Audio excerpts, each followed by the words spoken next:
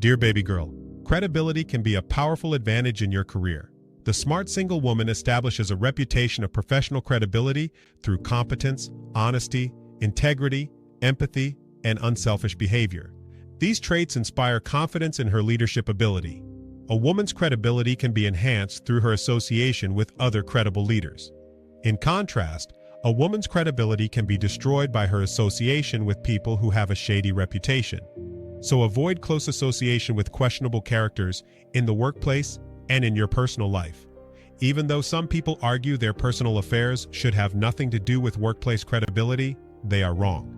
Daily news reports highlight personal indiscretions that have damaged the careers of politicians, corporate executives, religious leaders, and well-known celebrities. Therefore, establish credibility, maintain it, and insulate yourself from people who could tarnish your personal or professional reputation.